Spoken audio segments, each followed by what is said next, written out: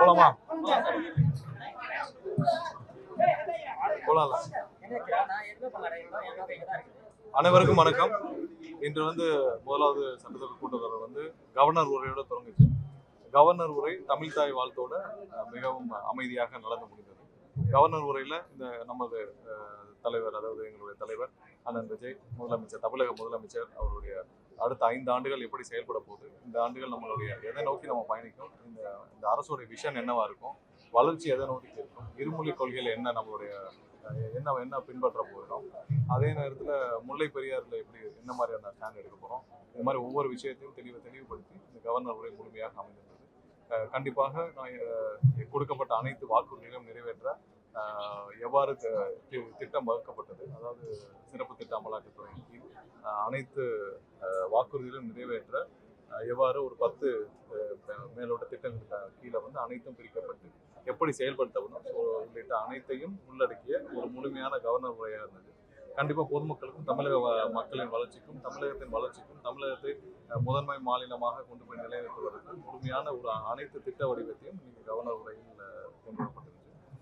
மிகவும் சிறப்பான ஒன்று என்னன்னா, ஆரம்பிக்கும் போதே இந்த பிரச்சனை இல்லாமல் தமிழ் தாய் வாழ்த்து முதல்வரின் என்ன முதல்வர் என்னென்ன ஆசைப்பட்டு இதை ஒன்றிய அரசை வலியுறுத்தினாலும் அதே போல இதே மாதிரி ஒன்றிய அரசும் தமிழகத்தில் கவர்னர் மாளிகையில் நடைபெறும் அனைத்து நிகழ்ச்சிகளிலும் தமிழ் தாய் வாழ்த்தோடு ஆரம்பிக்க வேண்டும் என்று முதல்வர் ஏற்கனவே இதுக்கான கடிதத்தை கொடுத்திருக்கிறாங்க, வலியுறுத்தியிருக்கிறார். அதே மாதிரிதான் இன்னைக்கு இங்கே நடந்திருக்கு. இதை அவர்களும் அந்த சட்ட திருத்தத்தை மேற்கொண்டு தமிழ் தாய் வாழ்த்துக்கு முன்னுரிமை கொடுக்க வேண்டும் கேட்டுக்கொள்கிறோம். வேற ஏதாவது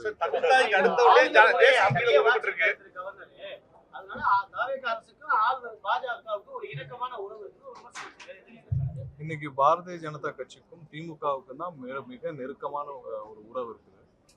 இதுவரை தமிழக அரசுல கடந்த வாரம் ஒன்றிய இடி சார்பா ஒரு சில பேர் மீது நடவடிக்கை எடுக்க வேண்டும் என்று கேட்டிருந்தார். பல மாதங்களாக கேட்கப்பட்டது. அதற்கு இங்கிருந்து கையெழுத்தாக போச்சு. இதுவரை கவர்னரையும் அப்ரூவ் பண்ணல. திரு செந்தில் பாலாஜி உட்பட ஒரு சில பேர் மீது நடவடிக்கை எடுக்க இதுவரை கவர்னர் ஒப்புதல் அளிக்கவில்லை. கிட்டத்தட்ட ஒரு வாரத்துக்கு மேல அந்த ஃபைல் எல்லாம் தேங்கி கிடக்குது. அப்ப யாருக்கு மேல மிகவும் இணக்கமாக இருக்கிறார்? கவர்னரும் திமுகவும் பாரதிய ஜனதா கட்சியும் ஒன்றாக இருக்கிறார்கள். இது பாரதிய ஜனதா கட்சியுடைய அனைத்து மறைமுக முகமாக திமுக இங்க இருக்கிறது. திமுக இங்க அவர்களை பின்னாடிருந்து எல்லாத்தையும் செய்ய வைப்பதே பாரதிய ஜனதா கட்சி தான். அதுல எந்த மாற்றம் கிடையாது. இதுவரை செந்தில் பாலாஜி உள்ளிட்டோர் மீது நடவடிக்கை எடுக்க சொல்லி இங்க இருந்து போன ஃபைல்ல எதுக்கு இதுவரை கவர்னர் கையெழுத்து போடணும்? அப்ப யாருக்காக கையெழுத்து போட முடியாது? அதற்கு முதல்ல கவர்னர் கையெழுத்து பதில் சொல்லட்டும். இது திமுகவும் பதில் சொல்லணும்.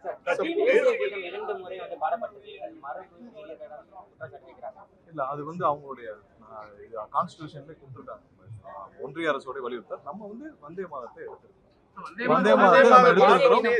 தேசிய கீதம் 2 தடவை பாருனாலும் ஒன்றும் தப்பு இல்லை. அதனால நமக்கு எந்த பாதிப்பும் இல்லை. தேசிய கீதம் இது ஒன்றிய அரசுடைய என்ன வலியுறுத்தினாங்களோ அது நம்ம வந்தே மாதத்தை எடுத்திருக்கோம். தமிழ் தாய் வாழ்த்துக்கு முன்னுரிமை கொடுத்தோம். தேசிய கீதம் 2 முறை ஒழிக்கப்பட்டதால் நமக்கு எந்த பாதிப்பும் இல்லை. நம்ம வந்தே மாதத்தை எடுத்திருக்கோம். தமிழ் தாய் வாழ்த்துக்கு முன்னுரிமை கொடுத்திருக்கோம்.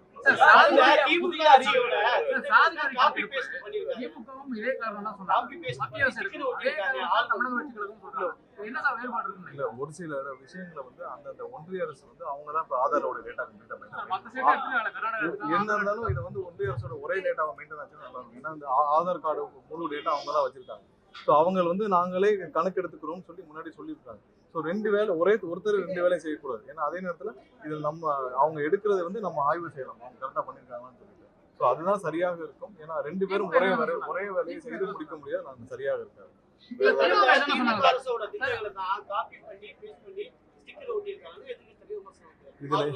இது அனைத்துமே நாங்கள் தீட்டிய திட்டம். இந்த நான் போன 2 வாரத்துக்கு முன்னாடி முதல்வர் எந்தெந்த எதை நோக்கி நம்மளுடைய வாக்குறுதிகள் என்னென்ன கொடுக்கப்பட்டோம் அதெல்லாம் நிறைவேற்றணும். இதெல்லாம் திமுகவுடைய திட்டமா? சிங்கப்பெண் திட்டம்லாம் எங்க முதல்வர் அறிவிச்ச திட்டம். இது மாதிரி நிறைய விஷயங்கள் நாங்கள் உருவாக்கிய திட்டங்கள் உறுதியாக இருக்கும். திமுக மாதிரியான ஒரு தமிழகத்திற்கு துரோகம் செய்யும் இந்த விஷயத்தை செய்ய மாட்டோம். உறுதியாக கண்டிப்பாக தமிழக வளர்ச்சியை நோக்கி இருக்கும். எந்த இடத்துலையும் திரும்பவும் சொல்றோம், எந்த இடத்துல எதற்காகவும் யாருக்காகவும் எங்க தமிழக முதல்வர் காம்ப்ரமைஸ் பண்ணிக்கவே மாட்டாங்க. சீர்கேட்டு இருக்கு. சிஎம் சார் வாய் திறந்து பேசுங்க சார். உதயநிதி ஸ்டாலின் அவங்க எதிர்கட்சிங்க வந்து பதாகை ஏற்றிருக்காங்க. அப்படி பாக்குறீங்க? இல்ல முதல்ல உதயநிதிக்கும் இல்ல வந்த எதிர்கட்சியினருக்கும் வந்து ஒண்ணு புரியணும். இன்னைக்கு கவர்னர் உரை, இன்னைக்கு கவர்னர் மட்டும் தான் பேசுவார். கடைசியாக முதல்வர் என்னைக்கு பதில் உரை இருக்கோ அன்னைக்கு முதல்வர் பதில் உரை இருப்பாரு. அவங்க முதல்ல வந்து அசம்பிளியை முதல்ல 5 வருஷமா அவர் வந்து அசம்பிளியில இருந்திருக்காரு எம்எல்ஏவா. திரு உதயநிதி துணை முதல்வராக இருந்திருக்கிறார். அப்ப என்ன நடைமுறைன்னு இது வரைக்கும் தெரியல. முதல்ல இன்னைக்கு வந்து கவர்னர் உரைக்கு நடுவில் யாரும் பேச மாட்டாங்க. அது முடிஞ்ச பிறகு கண்டிப்பா முதல்வர் வந்து எப்போ பதில் உரை இருக்கும் அன்னைக்கு முதல்வர் பேசுவார். முதல்ல அதை தெரிஞ்சுக்கிட்டு சட்டசபை வர சொல்லுங்க உதயநிதி. தமிழ்நாட்டில் நடக்கிற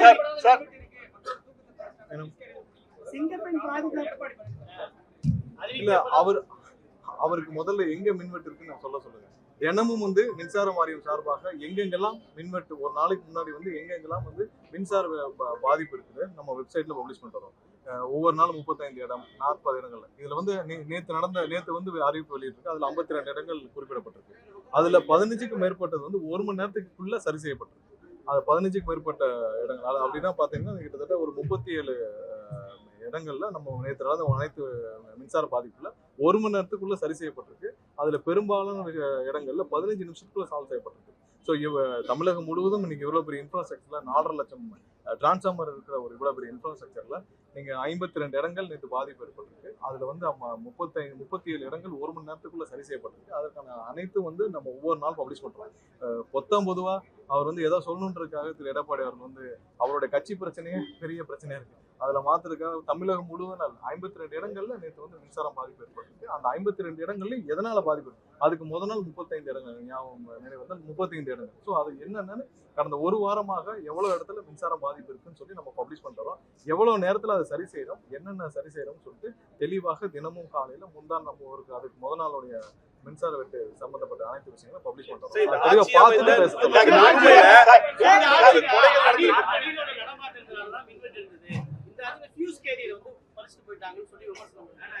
அவர் நேரடியா அதை வந்து அது நேரடியா வந்து அவர் திமுக பார்த்து சொல்லணும். ஏன்னா அது வந்து நிறைய இடத்துல திமுகவின் தூண்டுதலின் பேர்ல நிறைய தவறுகள் நடக்கிறதாக எங்களுக்கும் தகவல் வந்துச்சு. அவர் திமுக பார்த்து சொல்லியிருக்காரு. அது திமுக தான் பார்த்து சொல்லணும். 138 நாள்ல 130 கொலைகள் நடைபெற்றிருப்பதாகவும் 17 சிறுமிகள் போக்சோ சட்டங்கள் அதாவது போன முந்த ஆட்சி 5 வருஷத்துல பாத்தீங்கன்னா எங்கெங்கெல்லாம் வந்து குற்ற சம்பவங்கள் நடக்கிறதோ அந்த அனைத்து குற்ற சம்பவங்களும் மறைக்கப்பட்டதான் பார்த்திருக்கோம். அண்ணா யூனிவர்சிட்டியிலே விஷயத்துல என்னாச்சு, ஒரு வாரம் கடுமையான போராட்டம் நடந்த பிறகுதான் அண்ணா யூனிவர்சிட்டியில ஒரு ஒழுங்கான ஒரு நடவடிக்கை எடுக்கப்பட்டாங்க. அதே மாதிரி முகப்பேர்ல ஒரு சிறுமி வந்து பாலியல் குற்றம் செய்யப்பட்ட பொழுது அதுவும் வந்து ஹைகோர்ட் தலையிட்டு சிபிஐ விசாரணை உத்தரவிட்ட பிறகு நடந்துச்சு. இதுக்கு முந்தைய ஆட்சி காலத்துல வந்து ஒவ்வொரு இடத்துலயும் அவங்க வந்து குற்ற சம்பவங்கள் மறைக்கும் வேலையில செஞ்சாங்க. எங்கேயுமே ஒழுங்கான வழக்கு பதிவு செய்யப்பட்டது. ஆனால் இப்பொழுது முதல்வர் தெளிவாக சொல்லியிருக்கிறார், எந்த குற்ற சம்பவம் நடந்தாலும் உடனடியாக நடவடிக்கை எடுக்க வேண்டும். யாரு செய்தாலும் அவர் மீது எந்த தயவுதாட்சியம் நடவடிக்கை எடுக்க வேண்டும்.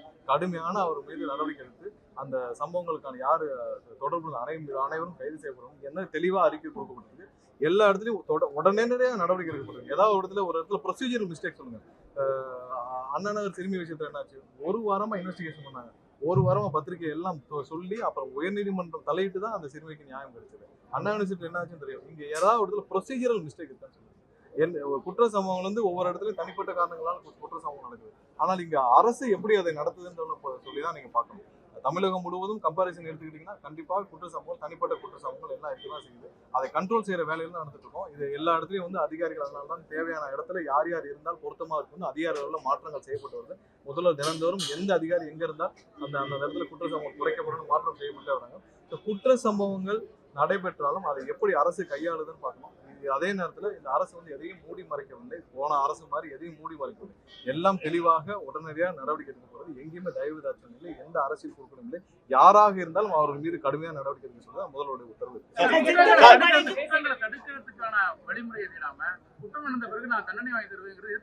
குற்றங்களை தடுப்பதற்கு என்னென்ன மாதிரியான குற்றங்கள் இருக்கு, தனிப்பட்ட காரணங்களா இப்ப நீங்க எடுத்த அனைத்து கொலைகளையும் பாத்தீங்கன்னா குற்றங்கள் இல்ல இதுல பாத்தீங்கன்னா குற்ற சம்பவங்கள்ல தனிப்பட்ட காரணங்களா நடக்கும் உணர்ச்சி வசப்பட்டு நடக்கக்கூடிய குற்றங்களுக்கு எப்படியாக நாம டீல் பண்ண முடியும். அதே நேரத்துல வேற சமுதாய ரீதியாக வேற ஏதாவது ரீதியாக என்ன நடக்குன்னு பார்க்கணும். ஸோ இதெல்லாம் பாகுபடுத்தி அதற்கு தேவையான அளவு நடவடிக்கை எடுக்கணும். அதை முழு வீச்சுல முதல்வர் செஞ்சுட்டு தான் இருக்காங்க. ஏன்னா பெண்கள் மீதான குற்றங்களுக்கு நம்ம வந்து சிங்கப்பெண் திட்டம் கொண்டு வந்து ஒரு வாரம் நம்ம லான்ச் பண்ணி ஒரு வாரம் ஆச்சு. இதை நம்ம இன்னும் பெருசாக்குறது தான் நம்மளுடைய முதல்வருடைய பிளான். ஸோ ஸோ இதை பெருசாக்கணும், அவங்களுக்கு தேவையான நவீன கருவியை வாங்கணும், இந்த டீம் ஸ்டெபிலைஸ் ஆவாங்க.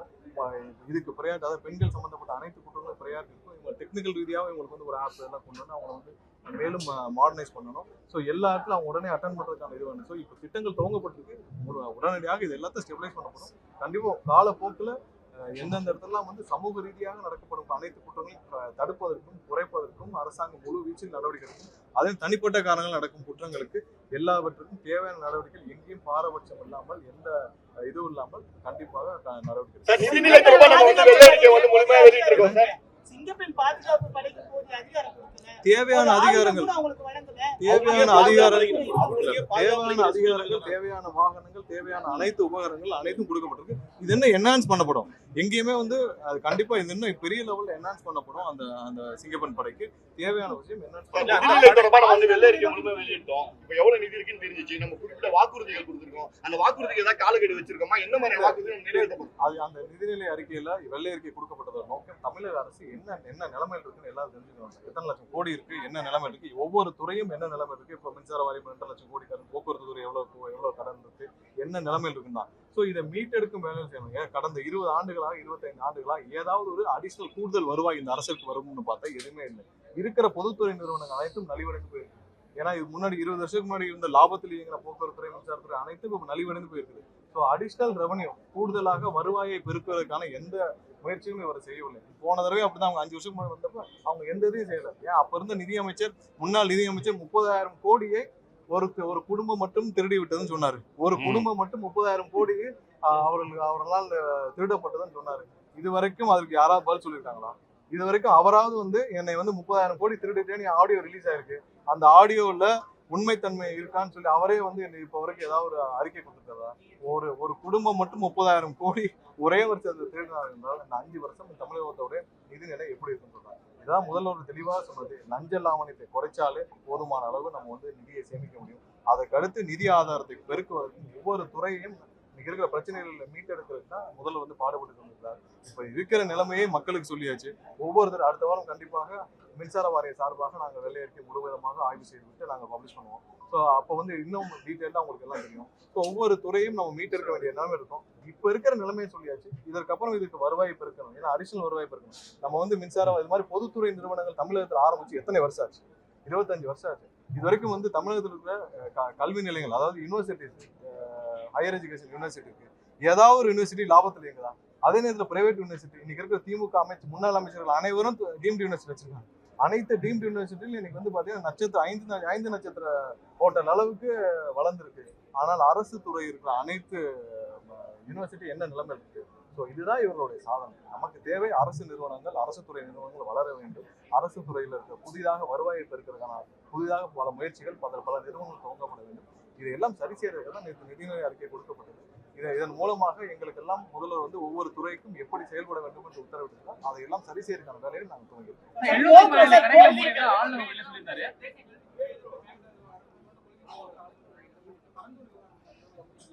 இல்ல, பரந்தூர் விவகாரம் நாங்கள் ஏற்கனவே முதல்வர் வந்து முதல்வருடைய முதல் போராட்டம் பரந்தூர்ல இருந்து துவங்கப்பட்டது. கண்டிப்பாக மாற்று இடமா இல்லை என்னன்னு சொல்லிட்டு கண்டிப்பாக இதெல்லாம் ஆய்வு செய்துவிட்டு முதல்வருடைய ஒப்புதலுக்கு மேல என்ன தேவையோ அது அறிவிக்கப்படும். பட் இது எங்களுடைய முதல்வருடைய முதல் போராட்டம் அங்கிருந்தா கள போராட்டம் அங்கிருந்தா துவங்குச்சு.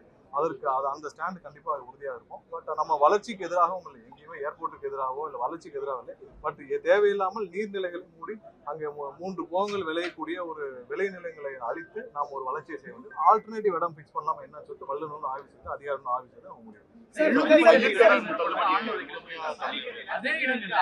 அதே இடங்கள்ல பாத்தீங்கன்னா 500க்கும் பள்ளிக்கல்லையில சதுப்புநிலத்துல வந்து தனியார் நிறுவனத்துக்கு வந்து கட்டுமானத்துக்கு அனுமதி கொடுத்தாங்க. விதிமீறல் சுற்றுச்சூழல் துறை வந்து இப்போ வந்து அனுமதி ரத்து பண்ணிட்டாங்க. டிவிஎஸ்க்கு புகார் கொடுத்துருக்கு, அது உரிய நடவடிக்கை கண்டிப்பாக எல்லா இந்த புகார்கள் மீது, ஏன்னா அந்த பிரிகேட் நிறுவனம் அந்த புகார்கள் மீது கண்டிப்பாக கடுமையான நடவடிக்கை எடுக்கப்படும். ஏன்னா அது யார் தவறு செய்தாலும், ஏன்னா சதுப்பு நில காடுகள் இயற்கை வளங்களை கொள்ளையடிக்கும், இயற்கை வளங்களை திருட யார் முயற்சி செய்தாலும் கடுமையான நடவடிக்கை எடுக்கப்படும். அந்த சதுப்பு நில காடுகள் விஷயத்தில் ஏற்கனவே ஆய்வுகள் போயிட்டு இருக்கு. அதனால அந்த சுற்றுச்சூழல் அனுமதி அனைத்தும் ரத்து செய்யப்பட்டிருக்கு. இதுவரை கண்டுக்காமல் இருந்த துறைகள் இப்பதான் இயங்க ஆரம்பிச்சிருக்கு, ரத்து செய்யப்பட்டிருக்கு. விரைவாக தேவையான நடவடிக்கை எடுக்கப்படும். ஆனா அங்க பக்கத்துல இருக்கக்கூடிய FL2 FL3 கடைகள் தனியார் மையத்துக்கு போன ஆட்சியில நடந்த மிகப்பெரிய ஒரு தவறே என்ன பாத்தீங்கன்னா FL2, அதாவது இந்த மனமகிழ் மன்றங்கள் பேர்ல எவ்வளவுக்கு எவ்வளவு நீங்க டாஸ்மார்க் இருக்கோ அதுல 25 to 30% FL2 பார் ஓபன் பண்ணாங்க. FL2 பாரோட லைசன்ஸ் எப்படின்னா நீங்க வந்து அவங்களுக்கு வந்து சொசைட்டி, அவங்க வந்து ஒரு மன்றமாக இருக்கணும், அது கிளப்பா இருக்கணும், அந்த கிளப்புக்கு மெம்பர் இருக்கணும், அதுல இந்த மாதிரியான ரூல்ஸ் இருக்கு.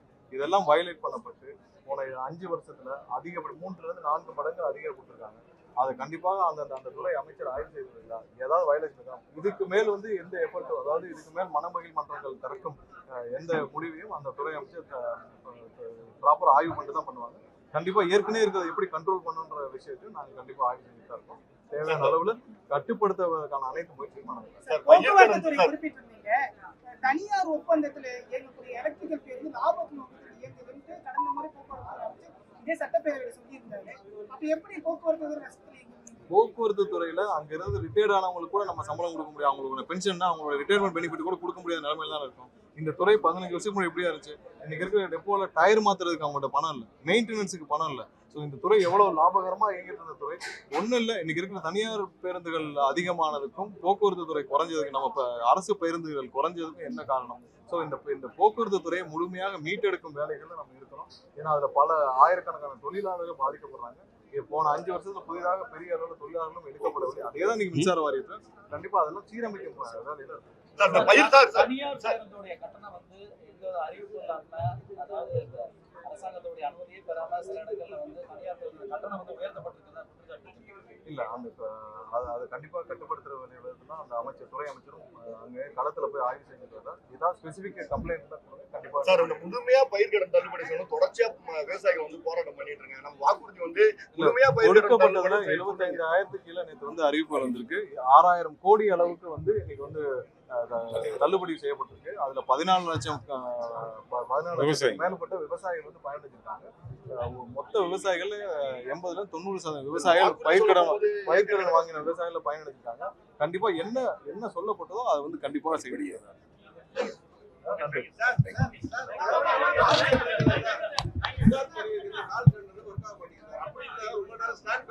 அதாவது இல்ல, மின்னகத்துல கண்டிப்பா கியூல இருக்கிற சிஸ்டம் வந்து கிரியேட் பண்றது. முன்னாடி இருந்து எப்படின்னா அவங்க மின்னகம் தனியா செயல்பட்டு இருந்துச்சு, மின்னகத்துக்கும் மின்சார வாரியத்துக்குமே சம்பந்தம் இல்லாமல் செயல்பட்டு இருந்துச்சு. இப்ப அனைத்தும் சீரமைக்கப்பட்டிருக்கு. முன்னாடி வந்து மின்னகத்திற்கும் அங்க இருக்கிற சோசியல் மீடியா டீமுக்கே சம்பந்தம் இல்லாம இருந்துச்சு. மின்னகத்திற்கும் மற்ற அதாவது டிஸ்ட்ரிபியூஷன் இருக்கிற நிறுவனங்களுக்குமே தொடர்பு இல்லாம இருந்துச்சு. இப்ப சீரமைக்கப்பட்டு தினமும் வந்து மின்னகம் வந்து அங்க இருக்கிற டிஸ்ட்ரிபியூஷன்ல எல்லாத்தையும் கனெக்ட் பண்ணிட்டு இருக்காங்க. இன்னும் வந்து அந்த கியூ அதிகரிக்கிறதுக்கும், மேலும் அதை வந்து இப்ப 350 பேர்கிட்ட அதுல வேலை பார்க்கறாங்க.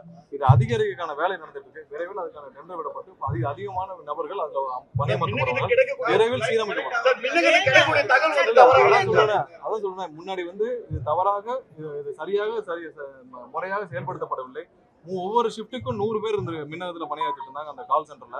அது போதுமானதாக இல்லை. அது சீரமைக்கிற வேலை நடந்துட்டு இருக்கு. விரைவில் அதை சீரமைச்சு விட்டு அனைவருக்கும் கால் எடுக்கிறதுக்கும், வாட்ஸ்அப் பாட்ல, அதாவது வாட்ஸ்அப் மூலியமாக புகார் அளிக்கிறதுக்கும், அனைத்து புகார்களுக்கும் உடனடியாக அவங்களுக்கு தேவையான ரிப்ளை பண்றதுக்கும் அனைத்து வேலைகள் நடந்துட்டு இருக்கு. விரைவில் அந்த கஸ்டமர்ஸ் வந்து இருக்கிற பொதுமக்கள் வந்து சுலபமா கம்ப்ளைண்ட் பண்ணிட்டு அவங்களுக்கான உடனே நடவடிக்கை எடுக்கிறதுக்கு ஆனா சீரமைப்பு நடந்துட்டு. மின்னகத்துக்கு கிடைக்கக்கூடிய தகவல் வந்து தவறா இருக்கு சார். ஃபார் எக்ஸாம்பிள் உதாரணமா எப்போ கரண்ட் வரும் கேட்டா 2 மணி நேரம் சொல்றாங்க, போன் வச்சாலும் கரண்ட் இல்ல. இப்ப அது இல்ல ஒரு விஷயம் என்னன்னா, நீங்களும் வந்து நிறைய இடத்துல கன்சியூமர் நம்பர் கொடுத்தாதான் அவங்களுக்கு எந்த லொகேஷன் தெரியும். அதை கொடுத்தாதான் அவங்களுக்கு எந்த லொகேஷன் தெரியும். கன்சியூமர் நம்பர் இல்லாமல் பொதுவாக ஒரு ஊரை மென்ஷன் பண்ணி போட்டோம்னா அவங்களுக்கு, ஏன்னா ஒவ்வொரு ஊர்லயும் வந்து 100 டிரான்ஸ்ஃபார்மர்ஸ் இருக்கும். ஸோ கன்சியூமர் நம்பர் கொடுத்தாதான் அவங்களுக்கு வந்து அவங்க எங்கன்னு சொல்லி அவங்க லொக்கேட் பண்ண முடியும். அதுக்காக கன்சியூமர் நம்பர் உடனே கேட்கறாங்க. நீங்க ஒரு வாரமா பார்த்துட்டு நிறைய சீரமைப்புகள் வந்து மின்னகமும் அங்க இருக்க சோசியல் மீடியா எல்லாம் சேர்ந்து பண்ணிருக்காங்க. விரைவில் அனைத்தும் சீரமைக்கும். வாடகை வீட்டுல இருக்கவங்க